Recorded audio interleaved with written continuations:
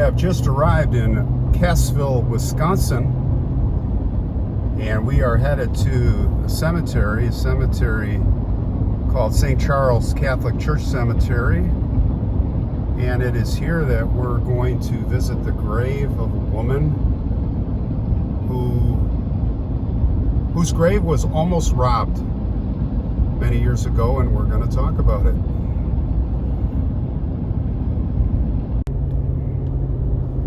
Beautiful fall day in western Wisconsin on the country roads, the America byways.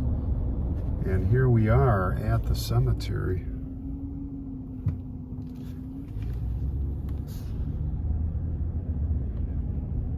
And we are in.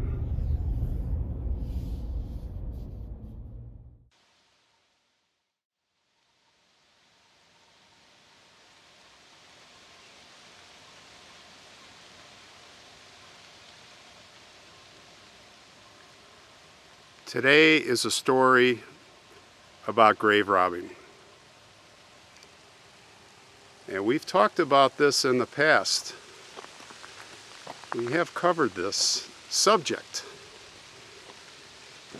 We covered it in Ohio, where we talked about the ghouls that were trying to steal the body of the wife of a man who planted torpedoes. And one of them died in the night. And we also talked about it in Illinois, in Sycamore, Ohio Grove Cemetery, where they stole the body successfully of Marilla Kenyon. But we haven't talked about the story of grave robbing for other reasons. Other nefarious reasons. Necrophilia. It's a touchy subject to talk about, but that's why we're here today. I want to thank our viewer and subscriber Jeff for alerting me to this terrible story. And it's about a woman whose grave was almost desecrated here, right here, at this very cemetery. Her name was Laura Jean Tennyson. And it didn't happen that long ago, 2006. Now, Laura was a nursing assistant, and sadly she had died from injuries that she had. She was on the motorcycle with her boyfriend, no helmets. And on August 27th of 2006, he had lost control. His name was Thomas Sweet. He was 20 years old at the time. So was Laura. And they were both flung from the motorcycle when he lost control. Alcohol and speed were the main factors, sadly, and Laura died from her injuries. Her boyfriend did not. He only sustained minor injuries. How ironic. But here's where it really goes further south, much further. If death is not bad enough. There were 3 local men here. Dustin Radke, 20 years old. He lived in Dodgeville, very nearby here. And 2 twins, Nicholas and Alex Grunke, also 20. And they had seen Laura's obituary in the newspaper. And it was said by this Dustin Radke that Nicholas Grunke had shown him Laura's obituary, and he said, "Look at her, she's hot." I want to have sex with her. I want to have sex with her corpse. That's right. That's right. He then asked him to help dig up Laura's grave. Of course, it was right after she was buried, so that he could take her to his house and go behind the house to have his way with her. So what did they do? They stopped at Walmart and they bought condoms before heading over here. Now, someone had reported some suspicious activity here, and as you saw where we drove in, right up ahead there, it's right open to this road, and her grave is actually right down here, right near the road. And an officer from Cassville here, Brent McDonald, came over. It was 11 p.m. on a Saturday night, and McDonald found Alex Grunke dressed in black. And he was extremely nervous. It was a cold night and he was sweating. Well, he caved in right away under interrogation. "What are you doing here?" "I don't know. I guess we're here to dig up a grave," he said. What? He completely confessed right on the spot what they were here to do.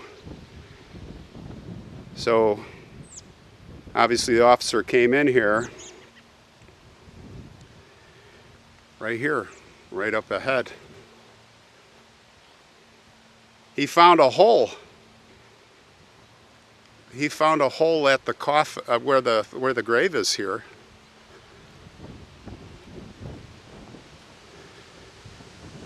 Now let's take a look.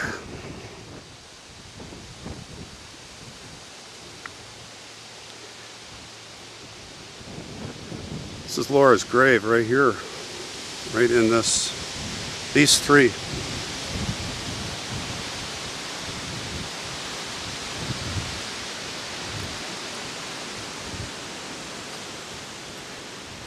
Tennyson family. Right here, guys. This is where it happened. Now, I don't know if the internments are on this side of the stone. I mean, we are right on the road. Or if they're on the other side.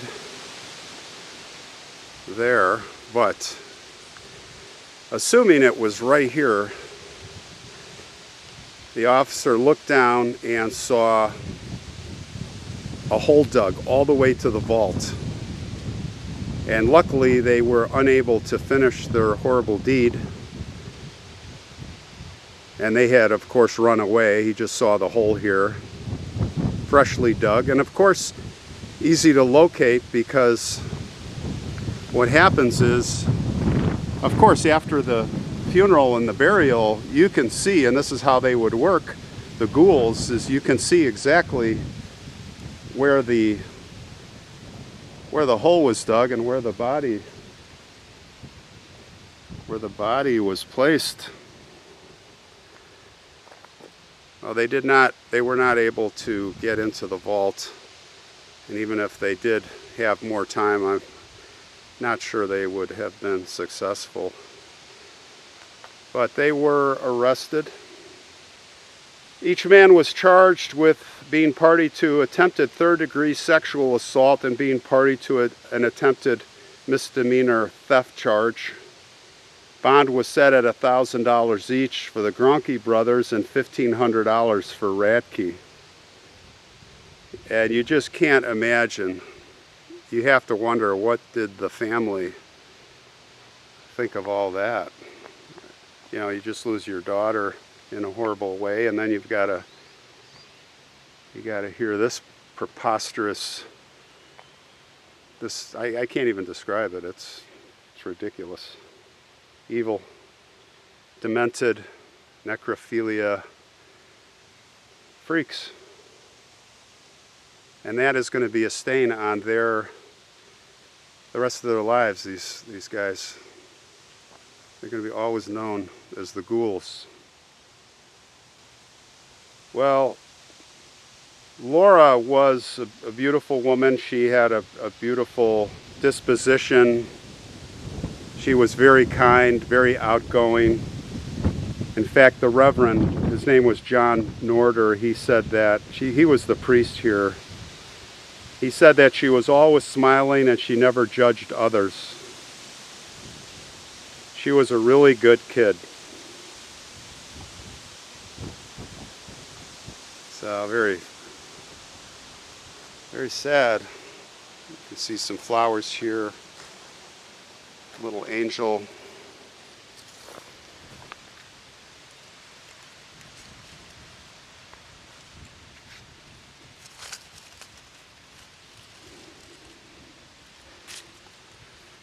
And we'll plant another flower here for her.